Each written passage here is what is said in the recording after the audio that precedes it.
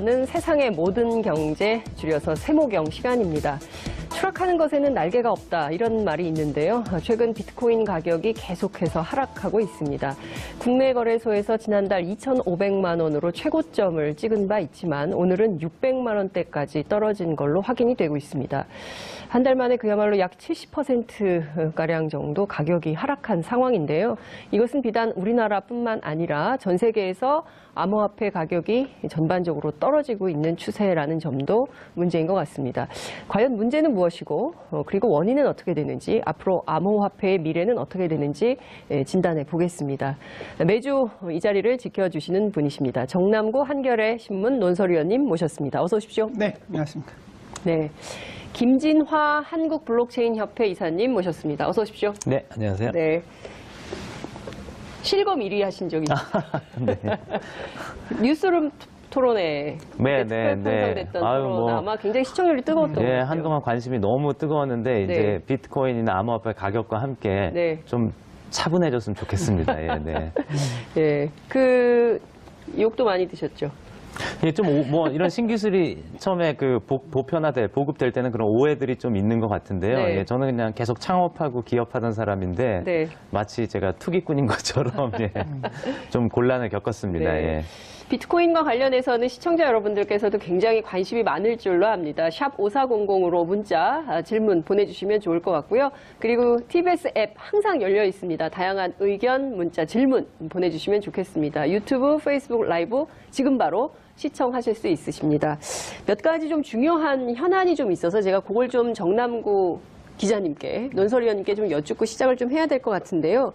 어제 삼성전자 이재용 부회장이 풀려났습니다. 원래 징역 5년인데요. 원심을 깨고 징역 2년 6월, 집행유예 4년, 뇌물은 36억 원 이렇게 인정이 됐습니다. 어떻게 보셨어요? 그렇죠. 판결에 대한 반응이 꽤 싸늘하더군요. 네. 그 1심에서 5년 실형 선고했는데 2심 판결을 보니까 집행유예로 석방하는 것을 목표로 삼아서 논리를 세운 거 아니냐, 이런 지적들이 꽤 비판이 좀 많습니다. 네. 사실 저도 좀 놀랐는데요. 네. 예전에 제일모직 그리고 삼성물산 합병할 때 저도 그때 필드에서 이거 자세히 좀 살펴봤습니다. 네. 그리고 이게 문제가 꽤 많았거든요. 국민연금을 동원한 문제가 있어서. 그래서 작년에 당시 국민연금 기금운용본부장하고 보건복지부 장관이 고등법원에서 실형을 선고받았죠. 2년 6개월. 예. 그런데 이번 판결에서는 이재용 부회장 재판부가 경영권 승계 현안은 없었다고 얘기를 했습니다. 그러니까요. 그래서 어떻게 이 두 가지 판결이 같은 고등법원에서 양립할 수 있는지 저도 좀 의문이고요. 또 하나는 형평성 문제도 있는 것 같아요. 36억 원 뇌물이라면 일반인 같으면 실형을 면치 못하죠. 그러니까요. 예. 지금 그래도 삼성은 내부 분위기가 좋다면서요. 내부 분위기는 좀 좋아도 말은 하지 않겠죠. 네. 그래도 지금 보면 꼭 마치 총수가 있어야만 경영이 잘 되는 것처럼 몇몇 언론은 쓰고 있지만 실제 삼성 상황이 굉장히 좋았기 때문에 제가 지금까지 본 바로는 삼성전자가 지금처럼 반도체 호황을 크게 누린 적이 과연 있었던가 할 정도입니다. 그러니까 파는 것에 거의 절반이 남는다고 할 정도니까요. 절반이 남는다. 야, 어마어마한 수익인데요. 그죠? 김진아 이사님 보시면 야, 이거 진짜 돈이 되는구나. 이런 생각을 하실 것 같습니다. 근데 밤새 뉴욕 증시 많이 떨어졌어요. 이 우리 시장에 미치는 영향도 크죠? 네, 상당히 많이 떨어졌죠. 지난주 말부터 떨어졌으니까요. 지난 주말에 666포인트 다우지수가요. 그래서 666이라 이렇게 해서 666? 상당히 놀란 적이 있습니다. 2.4%였는데 어젯밤, 그러니까 월요일 장에 또 상당히 많이 떨어졌습니다. 4.6% 떨어졌더라고요. 이렇게 뉴욕 증시에서 떨어지는 일은 드물죠. 그래서 우리 증시도 지금 코스피 지수가 2%대 후반 떨어지고 있죠. 이거 굉장히 긴 세월 동안 그 자산 가격, 특히 주가가 많이 올랐죠. 세계 금융위기 수습되고 난 뒤에는 이렇게 많이 올라도 되나 할 정도로 이거 언젠가는 문제되는 거 아니야 하는 경고가 몇 번이나 나왔습니다. 왜 그러냐면 저금리. 세계 금융위기를 수습하느라고 미국이 2016년 말까지 제로금리를 했어요. 그래서 굉장히 돈이 많이 풀렸는데 경제는 조금씩 완만하게 회복되면서 자산 가격이 크게 올랐습니다. 부동산도 마찬가지고요. 그런데 경기가 회복되면서 이제 금리를 조금씩 올리고 있죠. 네. 물론 지금도 아주 금리가 낮은데요. 금리를 조금씩 올리는데 그래도 많이 안 올린 이유가 있습니다. 네. 물가가 많이 안 오른다. 왜 물가가 안 오르느냐? 네. 임금이 별로 안 오르지 않느냐. 그런 거였는데 지난 금요일에 나온 고용 관련 지표가 네. 계속 좋게 나오니까 이제는 금리가 더 오를 수 있겠네. 네. 라는 염려가 다른 때보다 커진 것 같고요. 그렇군요. 그게 금리 일거에 오른다 그러면은 진짜 네. 또 돈 빌린 분들, 은행에 돈 빌린 분들이 참 이게 가슴이 답답해지는 그 뉴스인데요. 부분은 있을 겁니다. 그런데 네. 이게 금리가 낮은 상태에서 올라간다고 해서 떨어지는 자산 가격은 네. 경기가 후퇴 국면으로 돌아설 때하고는 좀 달라요. 경기가 본격적으로 후퇴로 간다 하면 네. 장기간에 걸쳐서 예. 자산 가격이 하락할 텐데 네. 지금은 경기를 회복시키기 위해서 저금리를 오래 유지했다가 네. 이제 경기가 좋아지니까 금리를 네. 올리겠다는 국면이기 예. 때문에 경기가 좋아지는 기업 실적 좋아지는 플러스 요인이 있고 네. 금리가 올라가는 마이너스 요인이 있고 이 두 가지가 이제 경합을 하게 될 겁니다. 그렇군요. 네. 알겠습니다. 어쨌든 추이는 저희가 계속 지켜보도록 하고요. 제가 앞에 이제 오프닝 멘트에서 말씀을 좀 드렸는데 가격이 600만 원대까지 떨어졌습니다. 우선 이 현상은 좀 어떻게 보십니까?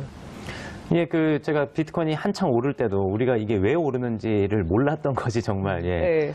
모두의 의구심이었지 않습니까? 네. 그러니까 왜 오르는지를 몰랐기 때문에, 네. 근데 올랐단 말이죠. 그러니까 왜 떨어지는지 모르는지 지금 떨어지는 것도 어찌 보면, 네. 당연한 귀결일 수 있다. 그래서 사실은 굉장히 이것이 투기적이기 때문에 거기에 맞는 합당한 우리가 규제라든지 사회적인 시스템을 갖췄어야 되는데 그동안 우리가 이것이 사기냐 도박이냐 막 이런 좀 소모적인 논쟁을 하다가 네.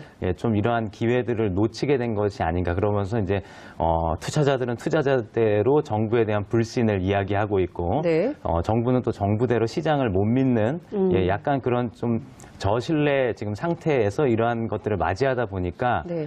좀 더 아픔이나 고통이 좀 크게 느껴지는 것 아닌가 충격이 그렇게 보고 있습니다. 우선 그 투자를 세게 했거나 물론 이제 소액 투자한 젊은 층들도 굉장히 많은 걸로 알고 있는데 어쨌든 투자했다가 손해를 보는 상황이 된 투자자들의 경우에는 지금 상당히 상심하고 있을 것 같은데요. 일단 언론계에 계시는 정남구 위원께서는 이 현상을 어떻게 분석하고 계십니까?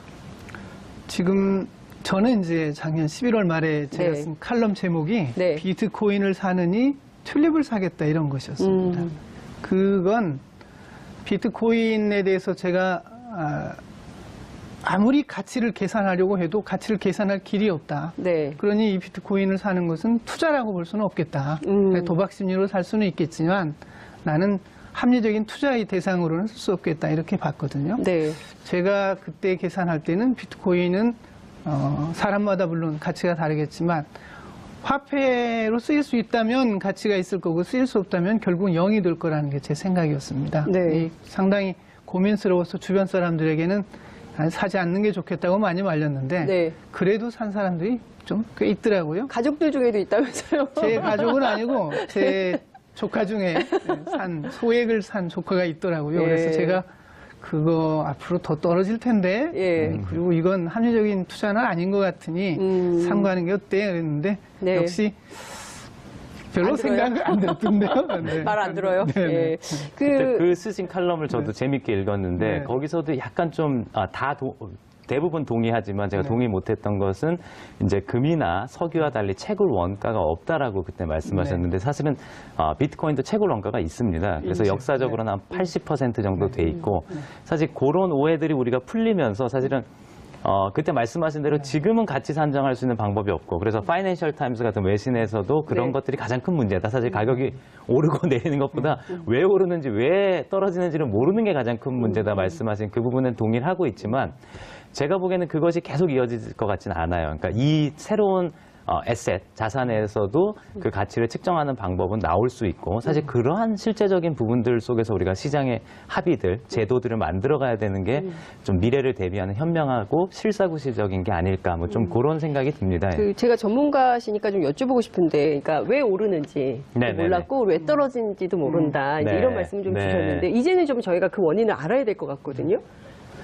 그러니까 저는 비트코인이 오를 때도 이것이 굉장히 사기나 도박이다라는 데는 제가 동의하지 않았지만 투기적이고 버블이다라는 데는 동의했지 버블. 않습니까? 네. 그러면서 말씀드린 게 이것이 저는 가치를 약간 우리가 이제 측정할 수 있는 기준으로 삼을 수 있는 게 이 네트워크의 가치라든지 그다음에 2014년에 굉장히 큰 폭락 이후에 2015년부터 오를 때는 비트코인의 하루 사람들이 비트코인 네트워크를 통해서 주고받은 그 트랜잭션의 그러니까 거래량이 있습니다. 그 데이터와 가격이 한동안은 굉장히 커플링, 동조화돼서 갔다가 또 요번에 다시 그것이 비동조화되면서 굉장히 가격 차이가 났던 것이고요. 그래서 그런 하루 거래량이라든지 그러니까 원화와 이런 법정화폐와 거래 투기적으로 거래되는 거 말고 비트코인을 주고받는 양이라든지 뭐 이런 것들을 우리가 기초 데이터로 삼을 수 있을 것이고요. 예컨대 뭐 페이스북이라는 회사가 가치 있는 거는 페이스북에 광고를 많이 팔아서이기도 했지만 광고 팔기 전에도 MAU 그러니까 월간 활동 이용자 수라든지 뭐 여러 가지 수치들이 있습니다. 이 기업이 이익을 내기 전에도 우리가 측정할 수 있는 인터넷 기업들도 사실은 10년 전, 20년 전에 그런 게 없었거든요. 그래서 근데 그런 것들이 새로 가치 산정 방식이 생겼듯이 우리도 이 새로운 에셋에 대해서 이번 기회를 통해서 그냥 무조건 투자하는 것이 아니라 이 네트워크는 얼마나 활성화되어 있고 이 네트워크는 얼마나 지구적으로 분산이 잘 돼 있는지 이런 것들을 앞으로는 좀 유념해서 투자해야 되겠다. 묻지마 투자가 아니라 그런 좀 교훈의 시기, 옥석을 가리는 시기로 진입하는 게 아닌가 좀 그렇게 보고 있습니다. 그러니까 이게 사기나 도박은 아니지만 투기 성격이 강해서 정 논설위원께서 말씀하신 대로 설명할 수 있는 방법이 없었으니까요. 지금 내리고 있는데도 설명할 방법이 없지 않습니까? 왜 내리는지는. 진짜 방법이 없으십니까? 아까 채굴 비용 말씀하셨습니다. 이 금 같은 경우에는 일단 단위당 채굴 비용 이상의 값을 하거든요, 시장에서. 근데 그것은 금이 쓸모가 있다는 걸 사람들이 인정하기 때문이죠. 제가 집 뒤를 파가지고 흙을 잔뜩 채굴해 놓으면 안 팔릴 겁니다. 안 사가죠. 쓸모를 인정하지 않기 때문에. 그렇죠. 비트코인은 고민스러운 게 여러분들이 그 평균 채굴 비용을 가지고서 단위당 가격을 이야기하는데 그것은 이제 비트코인이라는 이 시스템이 쓸모가 있다는 걸 사람들이 인정할 때 그때는 이제 채굴 비용 이상의 값은 갈 겁니다. 그런데 아직은 그 부분이 불명확하지 않은가 저는 그렇게 봅니다. 쓸모가 있다고 대중이 인정할 때 이것은 가격이 오른다. 그럼 지금은 쓸모가 없다 이런 건가요? 지금 애초에 생각했던 쓸모는 그 송금 환전을 편하게 쉽게 해준다는 것이었는데 지금 결제 수단으로 제대로 쓰이지 못하는 건 가격 변동성이 워낙 크기 때문이죠. 가격 변동성이 크면 비트코인 같은 암호화폐를 이용하는 장점이 사라져요. 못 쓰게 되는 거죠. 근데 가격이 안정되려면 딱 한 가지뿐입니다. 그 네트워크에 들어온 사람들이 그 가격에 합의해야 되는데 그 많은 사람들이 과연 합의가 가능하겠는가? 저는 그 부분이 이게 암호화폐가 화폐로서 구실하는데 가장 큰 난점이라고 봅니다. 그러니까 바로 이 부분에 이제 화폐로서 구실하느냐 마느냐에 그게 있을 텐데요. 그러니까 제가 보기에는 정 논설위원님 같은 경우에는 화폐 기준을 법정화폐로 잡고 있으신 것 같아요. 근데 이제 저희가 얘기하는 건 법정화폐처럼 되진 않을 것이다. 설계도. 그러니까 예컨대 우리 장윤선 기자님께서는 진행자께서는 비트코인 하나당 6억 팔겠다 그러면 사시겠습니까? 지금이요? 네, 지금 600만 원인데 6억 정도. 안 사겠죠. 6억 갈 거니까 제가 3억 원에 사시라 그러면 반값 드릴게요. 3억 원에 사세요. 이러면. 안 살 것 같은데요. 미국에서 금융기관이 어떠한 예측을 했냐면 비트코인이 미국 내에서만 발행된 비트코인들이 발행된 달러 지폐처럼 본원통화처럼 쓰이게 될 경우에 비트코인 가격이 얼마일지를 추산했더니 그때 한 6억 원 정도였습니다. 그리고 아까 말씀하신 쓰임새를 가지는 원자재 시장을 제외한 금 시장이 한 8천조 원 정도 되거든요. 거기에 20%를 비트코인이 그러니까 스토어 오브 밸류, 가치의 저장 수단으로서 잠식을 하게 되면은 그때 비트코인 가격이 한 5천만 원 정도로 추산을 했습니다. 그렇기 때문에 사실은 제가 봤을 때 2천만 원 올라갔던 거는 이것이 금처럼 약간 뭐 금융적인 리스크 해지, 리스크 회피의 수단이 될 수 있거나 고랬을 사회적 합의에 약간 도달하느냐 마느냐를 놓고 있다 지금 무너진 거고 화폐로서는 사람들이 전혀 보고 있지 않은 거죠. 다만 아까 말씀하신 대로 이주자 송금 시장 같은 게 월드뱅크에서 밝히고 있는 게 1년에 한 600조 원, 700조 원 정도 됩니다. 그럴 때 이제 뒷단에서 우리가 외국한 은행들이 쓰는 스위프트라든지 이런 것보다 비트코인이 가격 등락이 있더라도 1시간 내에 그거를 다른 나라로 보내서 바로 또 그 나라 자국 화폐로 바꾸는 그런 송금의 어떤 수단 백핸드라고 하죠. 네. 뒷단에서의 수단으로 쓰이게 될 경우에는 지금 활발하게 쓰이고 있거든요. 예. 그래서 약간 이 용도에 대한 것도 우리가 법정화폐처럼 쓰이냐 마느냐를 기준으로 볼 게 아니라 좀 창의적인 접근으로 좀 관찰해 볼 필요도 그러니까요. 있다. 저희가 이제 오늘 그 얘기를 좀 하려고 하는데요. 그러니까 이것이 지금 단계에서 쓸모가 있는 것인지, 그래서 화폐로 인정을 해야 되는 것인지, 아니면 법정화폐의 이외의 화폐로 또 다른 새로운 세상으로 이것을 존중, 인정, 뭐 이런 걸 해야 되는지 이제 그 얘기를 좀 해야 될 것 같은데요. 근데 결과적으로 보면 지금 얘기해야 될 것은, 그러니까 김진아 이사님께서는 이게 사기나 도박은 아니지만 버블은 분명히 있다. 네. 그렇죠? 버블은 네. 있다라는 것을 인정을 한 것이고, 그리고 이제 정남구 의원님께서는 이게 이제 현실적인 측면, 지금 상황에서 보면 쓸모 있다고 보기 어려운 거다. 결국에 이제 가치는 영원히 될 수밖에 없다. 이렇게 이제 논점이 출발이 되는 것 같은데요.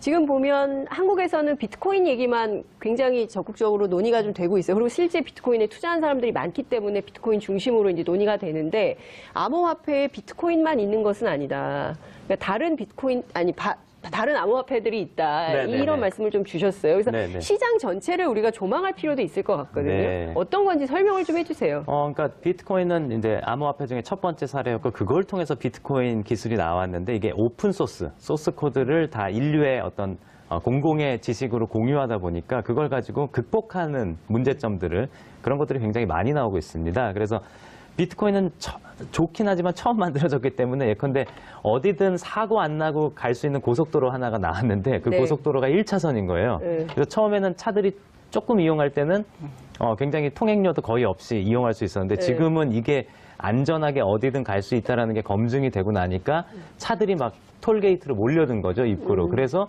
굉장히 기다리는 시간도 많고 통행료도 올라가게 된 겁니다. 네. 그러니까 이제 두 가지 흐름이 있는데, 한 흐름은 뭐냐면, 우리가 경부고속도로 지어놨는데 고속도로가 유용하더라, 반대도 많았지만, 네. 그러니까 이제 중부고속도로도 짓고 뭐 이렇게 짓는 거죠. 중부 내륙도 짓고, 이렇게 고속도로를 다른 데 짓는 게 새로운 코인들입니다. 그래서 이더리움은 아예 뭐 네. 8차선 왕복으로 짓고 예, 있고, 예. 뭐 이렇게 하고 있는, 거기는 차만 다니는 게 아니라 예컨대 뭐 기계도 자율주행 자동차도 다니게 하자, 이런 게 예, 이더리움이고요. 한편으로는 또 비트코인 내에서도 이게 1차선이니까 갓길을 좀 확장해볼까? 뭐 이래갖고 2차선으로 만드는 기술적인 노력들이 이루어지고 있고, 그러면서 네. 이게 거대한 생태계를 이루고 있는 겁니다. 예. 근데 이제 이것이 이런 생태계를 이루는 것과 별개로 네. 이것에 대한 투기는 굉장히 또 문제인 거죠. 그러니까 아직 이 고속도로가 비트코인처럼 어쨌든 붐벼서 차들이 막 밀리더라도 안전하게 갈 수 있다는 검증이 안 됐는데도 막 사람들이 그 고속도로 통행권을 미리 사는 겁니다. 그래서 지금 1,400개 정도가 한국에서 한 100여 개가 거래가 되는데, 네. 한국의 이 암호화폐 거래 시장이, 이거 어쨌든 금융시장이 있지 않습니까? 법정화폐와 거래하는 거니까. 근데 일본보다 규모가 작은데, 일본과 다른 점은 뭐냐면, 일본은 97% 이상이 다 비트코인 아니면 이더리움 거래인데요. 일본. 네, 한국은 잘 알려지지 않은 코인들의 거래가, 흔히 말하는 알트코인들 거래가 비중이 30%, 40%입니다. 그거 굉장히 좀 문제가 있습니다. 있다는 그래서 거죠. 제가 국회에서도 네. 좀 지적드리고 했는데, 네. 그래서 그러한 부분들부터 좀 네. 우리가 제대로 실태를 알리고 잡아가는 것들이 필요하지 않나라고 생각을 하고 있고요.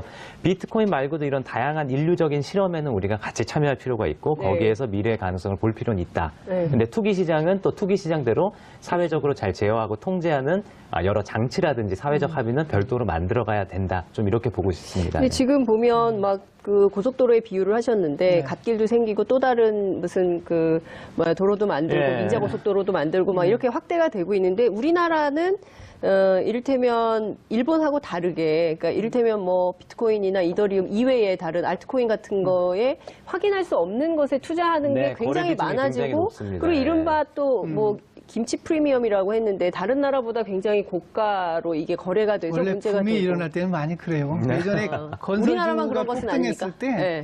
건설화학이라는 종목이 폭등한 적이 있어요. 이거 화학 주식인데 네. 건설이라는 이름이 들어있기 때문에 화학 주식인데 건설이라는 이름 때문에 막 그럼요. 올랐었다. 이게 잘 모르고 묻지마 투자하거나 붐이 일어나면 그런 일이 비일비재하죠. 네. 그러니까 지금 상황에서 보면 어쨌든 이것도 좀 짚어봐야 될 것 같은데요. 그러니까 그 세계 여러 나라의 유수한 특히 이제 그 워렌 버핏 같은 경우에도 이것은 그 거품이 네네. 확실하고 그래서 가격 폭락은 필수 불가결하다라는 얘기를 했어요. 그럼 지금 어쨌든 우리나라에서 2,500만 원까지 올랐다가 600만 원대로 떨어졌는데 김치 프리미엄은 사라진 지는 이미 오래고 여기서 더 떨어질 가능성이 있다. 이 가격이 어디까지 떨어지겠나? 이거는 과연 예측은 가능한 건가? 이걸 좀 여쭤보고 싶어요. 왜냐하면 지금 투자하신 분들 입장에서는 애가 타실 거거든요. 도대체 이걸 계속 붙들고 있어야 되나? 아니면 지금이라도 털고 나가야 되나? 이런 고민 실질적으로 하실 수 있거든요. 그런 현실적 고민을 좀 우리가 전문가들께서 반영을 해주셔야 되는데 우선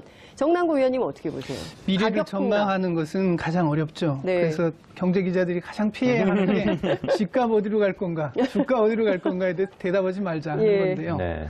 저는 상당히 비관적으로 봅니다. 비관적으로. 애초에- 더 떨어진다. 네, 더 떨어지리라고 봅니다. 이게 과거에 그 버블이 일어났었던 수없이 많은 케이스와 거의 비슷한데요. 네. 최근의 국면은 그 중에서도 가장 버블이 컸다가 급격히 꺼진 튤립 버블과 비슷합니다. 과거 네덜란드 튤립 버블하고요. 네.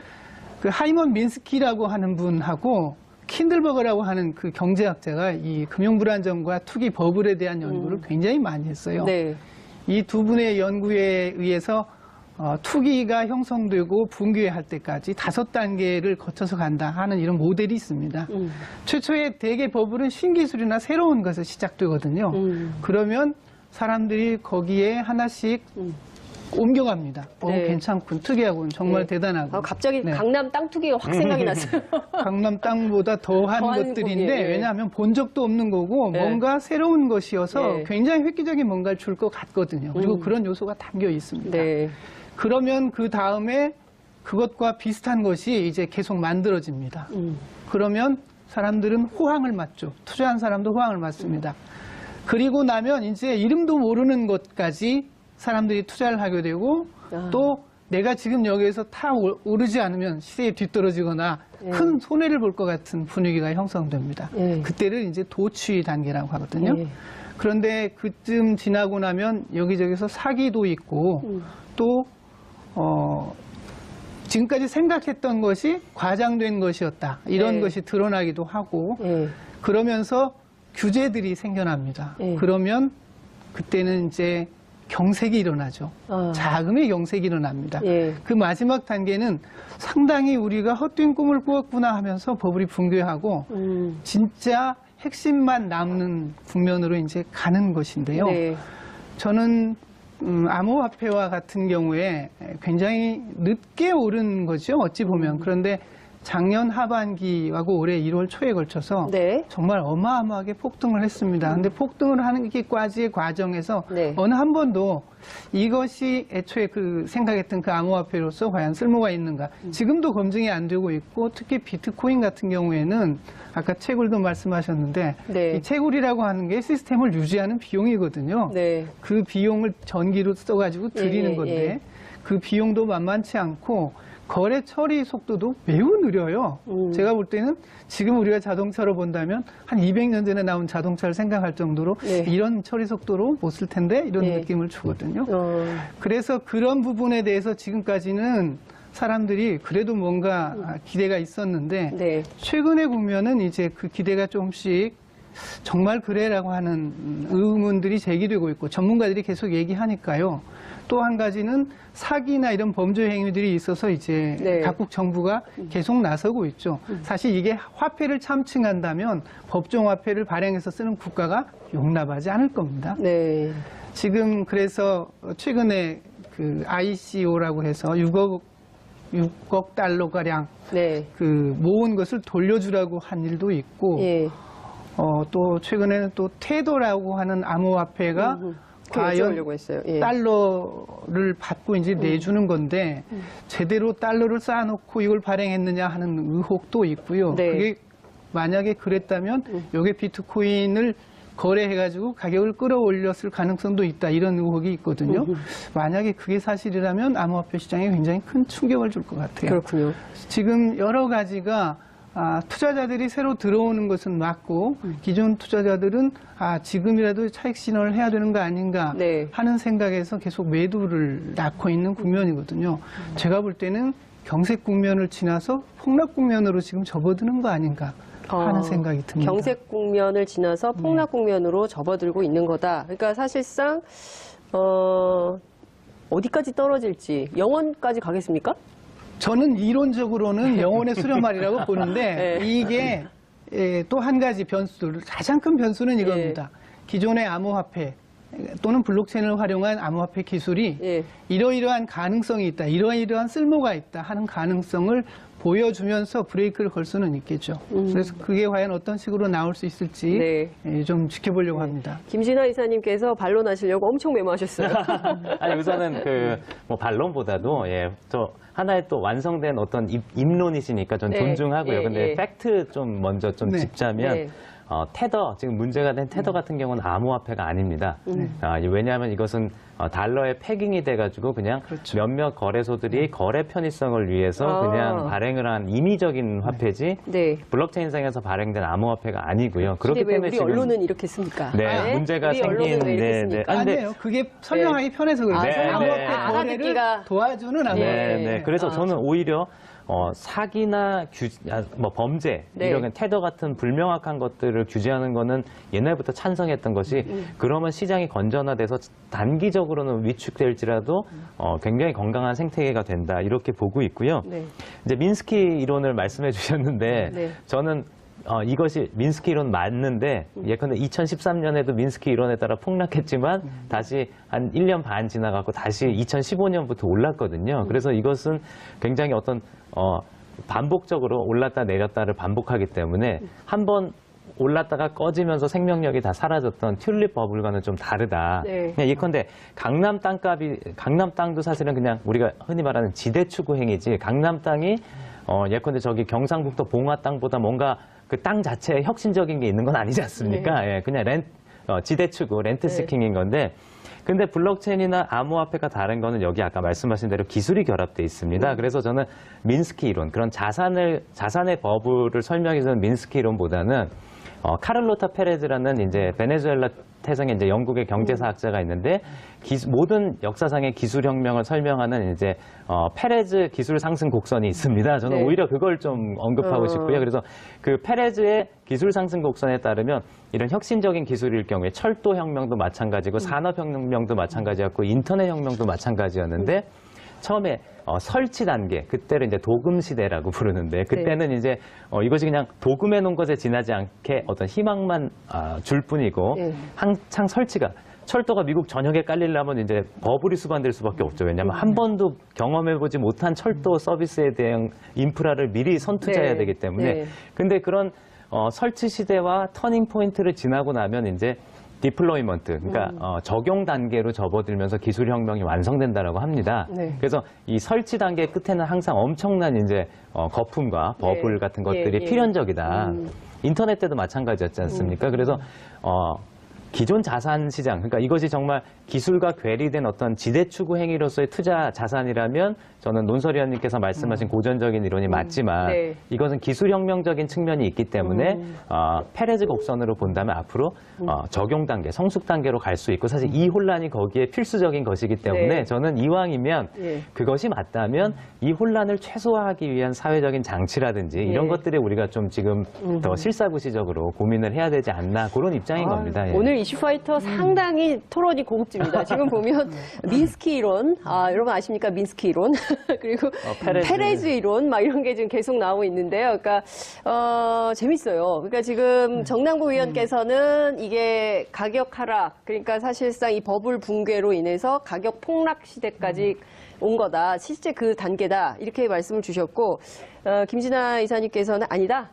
이게 기술혁명적 측면이 있기 때문에 회복할 거다. 이게 양론이 지금 충돌하고 있어서 앞으로 어떻게 될지 여러분 너무 궁금하지 않으세요? 두 분 중에 누가 맞을지? 길이라고 하는 게 저는 지금 만들어지는 과정이라고 보는데 둘 중에 하나로 갈 겁니다. 그럼 무슨 얘기냐면 지금까지의 기술혁명들은 다 기업을 기반으로 해서 그 기업이 그 기술을 활용해서 수익을 증명하고 그걸 통해서 자금을 새로 수혈하고 가격이 올라서 시장에 주식을 파는 방식으로 성장을 했습니다. 기술 자체가 발전하고 활용이 됐죠.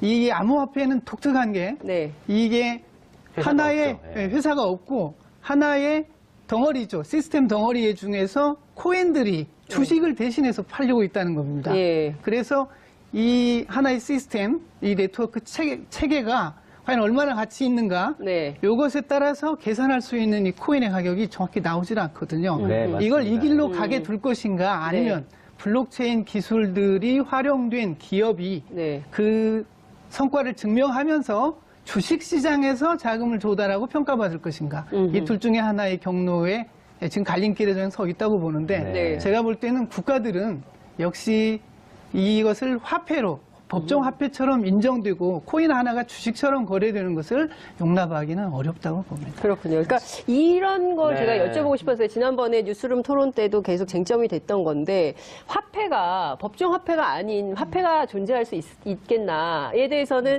사실 예, 기존의 그 가치관과 세계관에 사로잡혀 있는 사람들 입장에서는 이게 굉장히 이해하기 어렵거든요. 근데 뭐 달러라이제이션이라고 그래갖고 예. 이제 달러를 병행해서 쓰는 국가들이 뭐 저개발 국가지만 이미 있긴 있거든요. 그다음에 사실은 학문적으로 봐도 법정화폐 강제 통용력 자체가 굉장히 줄어들고 있는 상황이긴 합니다. 예, 발권의 독점력은 물론 계속 있고 저는 그것이 굉장히 지정학적인 베이스먼, 그러니까 기반을 가지기 때문에 이런 새로 신기술이 법정화폐와 대결하지 않고 보완할 것이다라고 보는 것이고요. 근데 이것이 화폐 측면으로 보지 않고 지금 정논설 의원님께서 방금 전에 해주신 말씀이 굉장히 사실은 우리 시청자들한테도 도움이 될 인식인데 이것을 주식과 또 비교해 보면 이것은 그러니까 하나의 기술인데 화폐랑도 비교되는 측면이 있고 금이랑도 비교되는 측면이 그렇죠. 있고 지금 주식이랑 비교되는 측면이 있는데 그래서 사실은 가치 산정이 어렵지 않습니까? 기존의 근대 사회를 지탱해왔던 회사들의 가치, 주식시장의 가치 산정 방법과 완전 괴리되어 있는데 어떤 면에서 보면 그래서 이게 더 혁신적이다라고 믿는 분들이 있어요. 그래서 제가 잠깐만 설명드리면 네.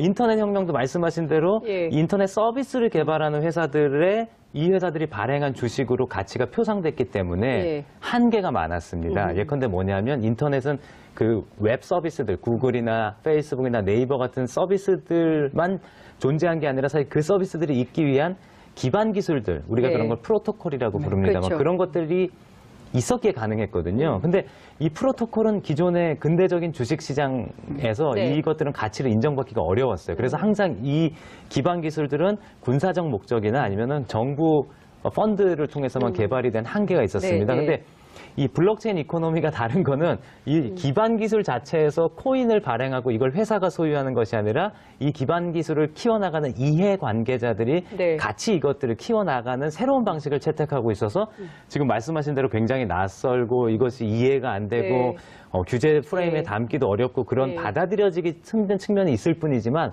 사실은 제가 주장하듯이 이걸 잘 사회화하기만 한다면 기존의 법정화폐 기반, 주식시장 기반으로 이루어지는 경제와 거기서 우리가 이 화폐를 추구하는 행위 때문에 불균형하고 소외됐던 약간 기반 기술에 대한 것들이 같이 발전하는 우리 사회적인 원동력을 이룰 수가 있습니다. 그래서 저는 이것들을 투기 수단으로 그냥 아예 그냥 논외로 할 것이 아니라 기존의 시장 체제를 약간 보완할 수 있는 그런 걸로 키워나가는 게 오히려 현실적으로 우리한테 도움이 되지 않을까 그런 입장입니다. 예. 사회화를 하는 게 좋겠다라는 주장이죠. 예컨대 뭐 돌봄 노동이나 이런 것들 우리가 가치로 산정하기가 굉장히 어렵거든요. 사회적으로 필요한데 예컨대 근데 그 돌봄 노동이 가치가 있다라고 믿는 그 집단이 있으면 그 집단이 어떤 크리티컬 매스, 그러니까 임계점을 넘어서는 규모만 이루면 사실은 여기에 나름의 가치를 부여하고 그거를 할 수 있는 게 할 수 있는 게 블록체인 경제의 특징입니다. 그것은 지금도 이미 쓰이고 있죠. 이미 쓰이고 있죠. 일부 지역에서. 그렇죠. 근데 그런 지역 화폐가 보편화되지 못하고 그다음에 기술적으로 발전하지 못하는 거는 그 장부 관리라든지 이런 것들 하기가 굉장히 어려워서 계속 좌초돼 왔지 않습니까? 근데 이제 그런 식의 모델들을 기술화할 수가 있고 탄탄하게 만들 수 있는 기반 기술이 블록체인이라고 보시면 되는 겁니다. 좋은 기술이고 실제 작은 규모의 단위, 그 서로 간에 신뢰하는 사람들 내에서는 아주 잘 작동하는 것 같은데 문제는 이게 전 세계적으로 작동할 수 있는가가 고민이거든요. 그렇죠. 예. 정치 사상으로 부작용도 말하면 많고요, 마치 지금도. 무정부주의 같은 겁니다. 굉장히 이상적인 사고인데 가만히 생각해 보면 반항심이거든요. 그렇죠. 실제 구현할 수 없는 초기에는 반항의 무정부주의자들, 사상이죠. 그 다음에는 뭐 리버테리안, 예. 약간 리버럴리스트들랑도 조금 다른 리버테리안들이 막 예. 정치 사상적으로 옹호하기도 했었고, 근데 제가 보기엔 초기에 누가 좋아했냐보다는 이거를 기존 경제라든지 이런 것들을 혁신할 수 있는 무기로 누가 먼저 삼을 수 있느냐, 부작용을 최소화하면서 그게 저는 중요하다고 봅니다. 어떻게 보자면 이게 기성의 경제 질서를 파괴하는 새로운 경제 질서의 창출인가? 뭐 이런 생각도 이제 저는 하게 이제 되는데 파괴하지 않도록 잘 보듬으면서 우리가 보완과 성장의 엔진으로 삼았으면 좋겠다라는 라는 말씀을 기대를 계속 가지고 드리는 계신데 거고요. 현실적으로는 지금 당장 현찰이 걸려 있는 문제가 있거든요. 실제 하여튼 어느 암호화폐든지 간에 이게 진짜로 어떤 쓸모를 창출한다. 네. 그걸 보여주기만 한다면 저는 지금과는 또 다른 국면이 벌쳐질 수 있다고 봅니다. 근데 과연 그것을 이게 입증할 수 있겠는가 하는 게 이제 핵심인 것 같은데요. 입증을 해야 되는 것이죠. 근데 지금 이제 3분밖에 안 남았어요. 너무 재밌게 가고 있는데 시간이 많지 않아서 아무래도 한 번 더 해야 될 것 같아요. 오늘뿐만 아니라 제가 이 암호화폐 문제는 계속 쟁점이 되고 또 현대사회에서 어찌 보자면 굉장히 중요한 논쟁 중에 하나일 수 있어서 오늘은 제가 이것만 좀 여쭤볼게요. 거래 실명제 도입을 했거든요. 정부가. 근데 10%밖에 거래 전환을 안 했습니다. 이건 어떻게 봐야 되는지. 그리고 또 하나는 그리고 이제 북한이 이제 이 암호화폐를 활용해서 뭐 수백억 대를 가져갔다. 뭐 이제 이런 보도가 어제 나왔어요. 그래서 이 국정원의 이건 수는 어떻게 또 봐야 되는 기술적인 것은 김민아 이사님 말씀하시고 북한 문제는 제가 말씀드릴게요. 실명제가 덜 됐다. 실명전환 덜 했다. 실명전환 안 해도 기존에 들어있는 돈으로는 거래를 할 수 있죠. 실명전환을 하는 것은 돈을 더 넣으려고 하는 겁니다. 이 실명전환을 안 하고 그냥 기존의 건으로만 거래하겠다는 뜻이니까 이게 효과가 없었다기 말하기보다는 오히려 돈을 잡았다. 돈 들어가는 거 막았다고 봐야죠. 그러니까 사실은 지금까지 막 무분별하게 막 들어갔던 것을 규제하는 효과가 있었다. 그랬다고 이렇게 봐야죠. 봐야 된다는 거죠. 네, 기술 저도 문제 동의합니다. 말씀을. 신규적인 것들을 막는 효과, 신규 유입을. 그리고 북한 같은 경우는 제가 작년 11월까지 뭐 수사기관들이나 저한테 자문 구할 때 확인해 보면 북한의 소행은 맞는 것 같고요. 그래서 이런 문제점들이 굉장히 빨리 나타날 수 있기 때문에 저는 거래소들이 북한에 해킹당하지 않도록, 그다음에 이용자들이 피해당하지 않도록 적절한 규제 필요하다라고 보고요. 아울러서 과세까지 하게 되면 다른 사람의 돈을 모아서 구매 대행을 해준다든지 이런 굉장히 아슬아슬한 탈법 행위들 같은 경우도 막을 수 있을 겁니다. 그래서 합리적인 규제, 중장기적인 규제가 필요하다. 그다음에 어떤 우리 안보를, 경제 안보를 지키기 위해서도 거래소들을 좀 타이트하게 금감원이라든지 이런 국가기관들이 관리하는 것들이 필요하다고 봅니다. 네, 알겠습니다. 어쨌든 굉장히 고품격 토론을 오늘 한 것 같습니다. 민스키 이론이 옳으냐, 페레즈 이론이 옳으냐, 우리 국민들께서 많이 시청자 여러분들께서 판단해 보시고 그 결과가 어떻게 귀착될지는 함께 추적하면서 지켜보도록 하겠습니다. 오늘 두 분 말씀 잘 들었습니다. 고맙습니다. 감사합니다. 장윤선의 이슈파이터에서는 여러분들의 소중한 의견을 받고 있습니다. 샵 5400으로 문자 보내. 세계 금융위기를 수습하느라고 미국이 2016년 말까지 제로 금리를 했어요. 그래서 굉장히 돈이 많이 풀렸는데 경제는 조금씩 완만하게 회복되면서 자산 가격이 크게 올랐습니다. 부동산도 마찬가지고요. 그런데 경기가 회복되면서 이제 금리를 조금씩 올리고 있죠. 물론 지금도 아주 금리가 낮은데요. 금리를 조금씩 올리는데 그래도 많이 안 올린 이유가 있습니다. 물가가 많이 안 오른다. 왜 물가가 안 오르느냐? 임금이 별로 안 오르지 않느냐. 그런 거였는데 지난 금요일에 나온 고용 관련 지표가 계속 좋게 나오니까 이제는 금리가 더 오를 수 있겠네 라는 염려가 다른 때보다 커진 것 같고요.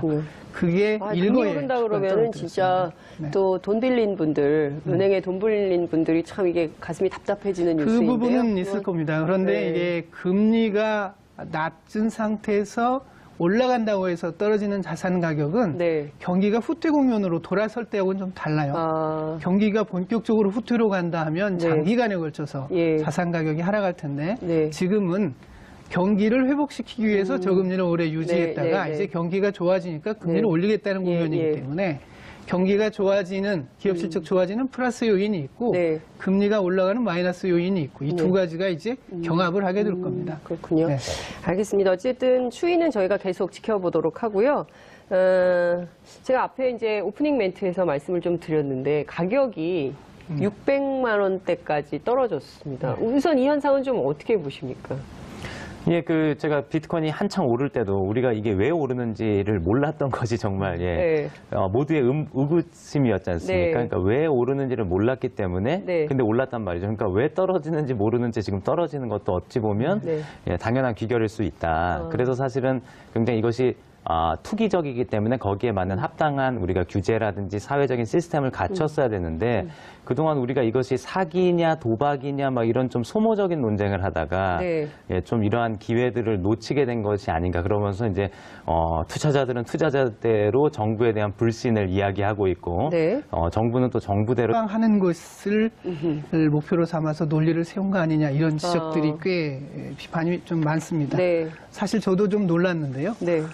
예전에 제일모직 그리고 삼성물산 합병할 때 예. 저도 그때 필드에서 이거 자세히 좀 살펴봤습니다. 네. 그리고 이게 문제가 꽤 많았거든요. 국민연금을 그렇죠. 동원한 문제가 있어서. 그래서 작년에 당시 국민연금 기금운용본부장하고 네. 보건복지부 장관이 고등법원에서 그렇죠. 실형을 선고받았죠. 맞습니다. 2년 6개월. 예. 그런데 이번 판결에서는 이재용 부회장 재판부가 경영권 승계 현안은 없었다고 얘기를 했습니다. 그러니까요. 그래서 어떻게 이 두 가지 판결이 같은 고등법원에서 양립할 수 있는지 네. 저도 좀 의문이고요.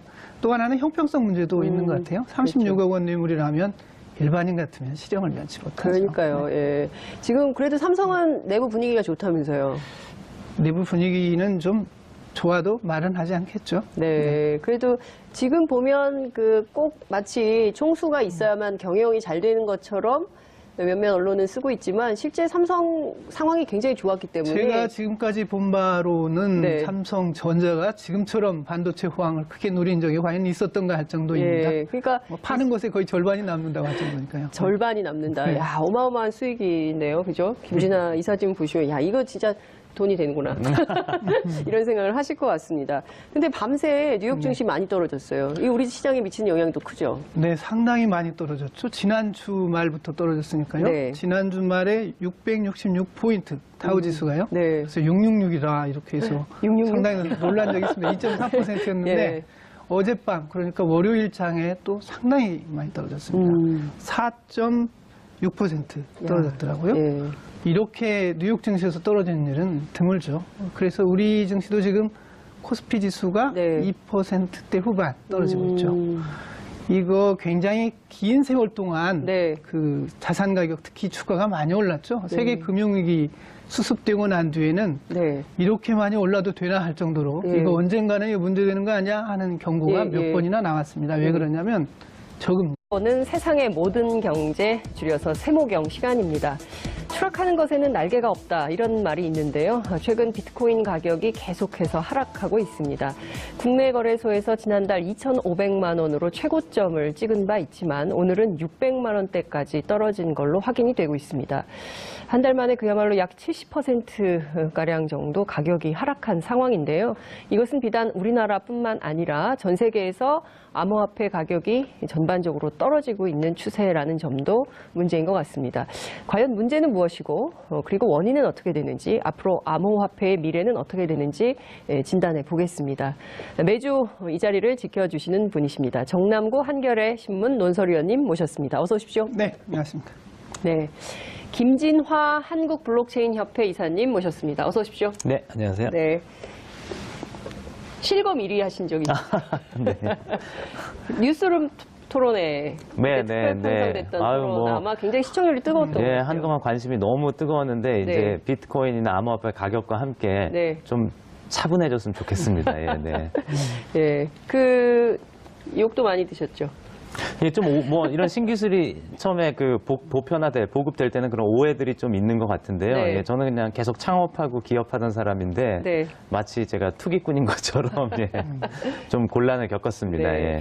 비트코인과 관련해서는 시청자 여러분들께서도 굉장히 관심이 많을 줄로 압니다. 샵 5400으로 문자 질문 보내주시면 좋을 것 같고요.